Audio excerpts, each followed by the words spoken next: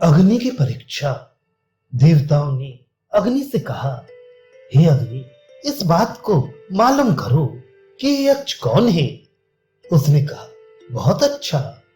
उसे न जानने वाले देवताओं ने भीतर से डरते डरते उसे जानने की इच्छा से सबसे आगे चलने वाले सर्वज्ञ कल्प जातवेदा अग्नि से कहा, हे जातवेद, हमारे नेत्रों के सम्मुख स्थित इस यक्ष को जानो, विशेष रूप से मालूम करो कि ये यक्ष कौन है, क्योंकि तुम हम सब में तेजस्वी हो। अग्नि उस यक्ष के पास गया।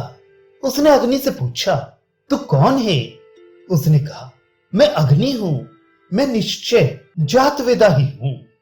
तब बहुत अच्छा, ऐसा कहकर अग्नि उस यक्ष की ओर अभिद्रुत हुआ, अर्थात उसके पास गया।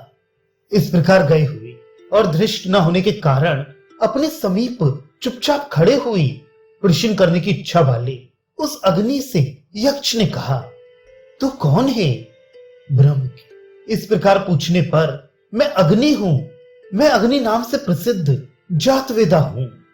इस प्रकार अग्नि ने दो नाम से प्रसिद्ध होने के कारण अपनी प्रशंसा करते हुए कहा। फिर यक्ष ने पूछा, उस जातवेदा रूप तुझ में सामर्थ्य क्या है? अग्नि ने कहा, पृथ्वी में ये जो कुछ है उस सभी को जला सकता हूं। इस प्रकार बोलते हुए उस अग्नि से ब्रह्म ने कहा, ऐसे प्रसिद्ध गुण और नाम वाले तुझ में क्या वीर सामर्थ्य है? वह बोला, पृथ्वी पर जो ये चराचर रूप जगत है, इस सबको जला सकता हूं, भस्म कर सकता हूं। पृथ्वी में ये केवल उपलक्षण के लिए है, क्योंकि जो वस्तु आकाश में रहती है वह भी अग्नि से जल ही जाती है। तब यक्ष ने उस अग्नि के लिए एक तिनका रख दिया और कहा, इसे जला।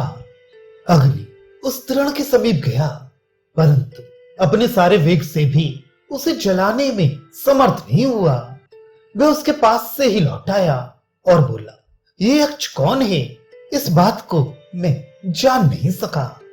इस प्रकार अभिमान करने वाले उस अग्नि के लिए ब्रह्म ने एक तृण रखा, अर्थात उसके आगे तृण डाल दिया। ब्रह्म के ऐसा कहने पर कि तू मेरे सामने इस तिनके को जला, यदि तू इसे जलाने में समर्थ नहीं है तो सर्वत्र जलाने वाला होने का अभिमान छोड़ दे। वह अपने सारे बल अर्थात उत्साहकृत संपूर्ण वेग से उस तृण के पास गया, किंतु वहां जाकर भी वह उसे जलाने में समर्थ ना हुआ। इस प्रकार उस तिनके को जलाने में असमर्थ वह अग्नि हत प्रतिज्ञ होने के कारण लज्जित होकर उस यक्ष के पास से चुपचाप देवताओं के प्रति निवृत्त हुआ, अर्थात उनके पास लौट आया और बोला, इस यक्ष को मैं विशेष रूप से ऐसा नहीं जान सका कि ये यक्ष कौन है।